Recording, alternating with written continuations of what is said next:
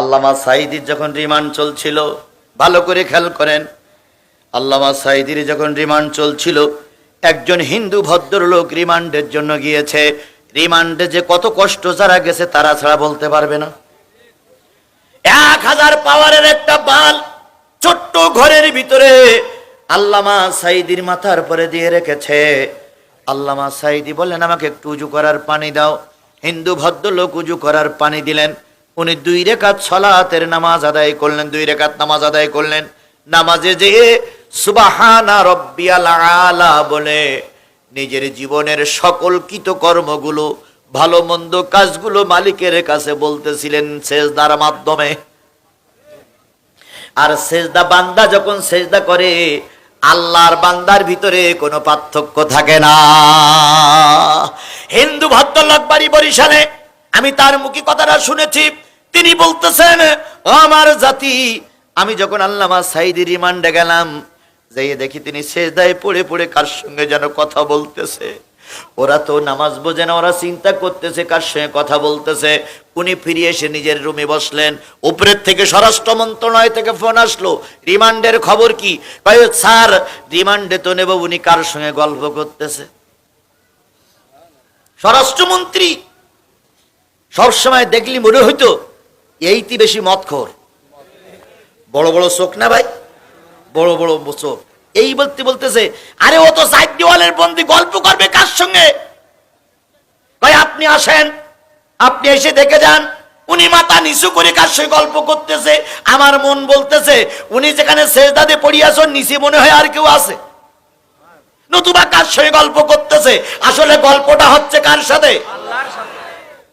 আল্লাহ রাব্বুল আলামিন বলেছেন, আস-সালাতু মিরাজিল মুমিনিন।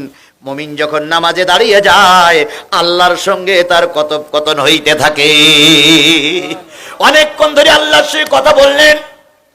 এরপরে আল্লামা সাঈদী মালিকের কাছে মোনাজাত করতেছে, মালিক, জীবনে কম বেশি ত্রুটি হয়ে গেছে, ক্ষমা করে দাও।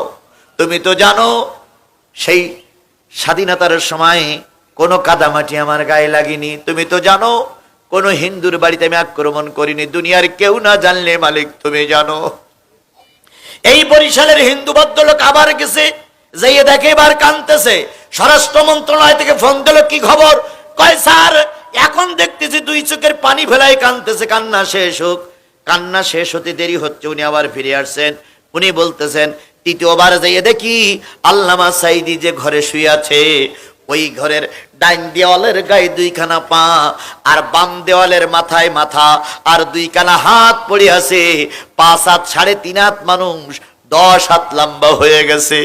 উনি বলতেছে, আমি নিজের চোখে যখন দেখলাম, আমি এসে চেয়ারে এসে বসে স্বরাষ্ট্র মন্ত্রণালয়ে ফোন দিয়ে বললাম, স্যার, আমার জীবনে অনেক আশ্চর্য জিনিস দেখেছি, কিন্তু এত বড় আশ্চর্য জিনিস দেখিনি। 3.5 হাত মানুষ এখন সমস্ত ঘরটা আলোকময় করে পড়ে আছে। ওই মাথার উপরে যে 1000 পাওয়ারের বাল্ব আছে, তার চাইতে তার মুখের পাওয়ারটা আরো বেশি উজ্জ্বল হয়ে গেছে।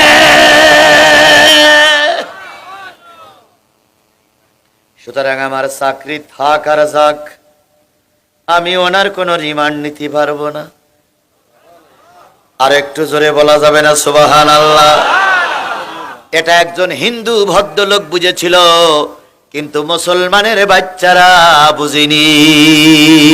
আল্লামা সাঈদীর রায়ের পরে, নেজামী সাহেবের রায়ের পরে উল্লাপাড়ায় আনন্দ মিছিল করেছিল যারা, তাদের ভিতরে কিছু টুপিওয়ালা লোক ছিল না? ছিল না? জোরে বলেন, ছিল কি ছিল না? হয়তো এই মজলিসে খুঁজলে তাদের ভিতরে 2-4 জন মিলতেও পারে।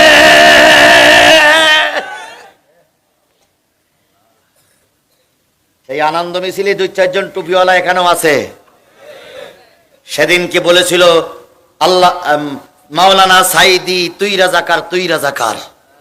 দন্তন্নয়তে নেজামি, তুই রাজাকার, তুই রাজাকার। কথা বলেন ঠিক না বেঠিক? ওরাই সেদিন ফাঁসির দাবি করেছিল, আবার আজকের মাহফিলে ওরাই মাইক ধরেই বলে, বাংলাদেশ জামাত ইসলামের ক্ষমতায় দেখতে চাই। ক্ষমতায় দেখবা, তুমি নেজামির ফাঁসি দিয়েছিলে, তুমি ক্ষমতার কি দেখবা দুলা ভাই?